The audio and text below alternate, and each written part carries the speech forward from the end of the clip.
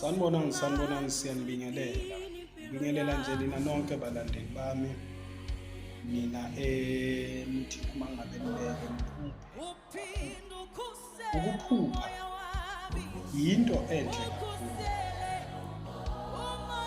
Kuyinto enhle ukuthi uma ngabe ulele ubone izinto abanye abantu abangaziboni. Ukuphupha phela khumbula ukuthi kukhombisa into esazokwenzeka nento eyenzeka. So uma ngabe uphupha kakhulu, lokho akuchazi ukuthi usuke uwumuntu onamadimoni okwakunye usuke unemoya. Khumbulani-ke ukuthi kuney'nkolo ezithi ezikholela ukuthi indaba yokuphupha ayikho, which means uma ngabe bethi indaba yokuphupha ayikho, those people abangakholelwa kumaphupho, kusho ukuthi kwabona abekho while bekhona. Ngiyazi-ke ukuthi lena kuzaba i-miss call, angeke nize niyizwe, kodwa-ke ngiyoyichaza, ngiyojula ngelinye ilanga ngiyichaze.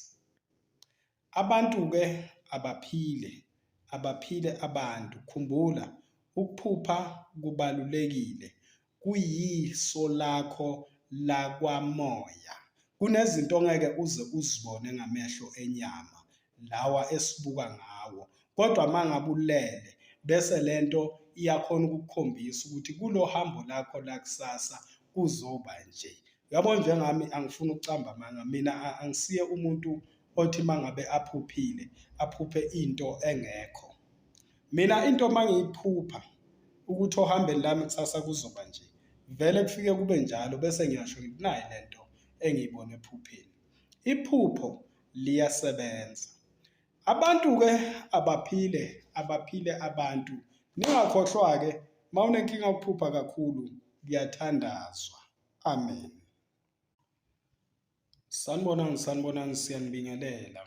Ngibingelela nje nina nonke balandeli bami.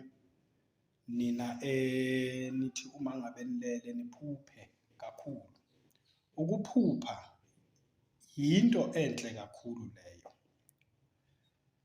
Kuyinto enhle ukuthi uma ngabe ulele ubone izinto abanye abantu abangaziboni. Ukuphupha phela khumbula ukuthi kukhombisa into esazokwenzeka nento eyenzeka.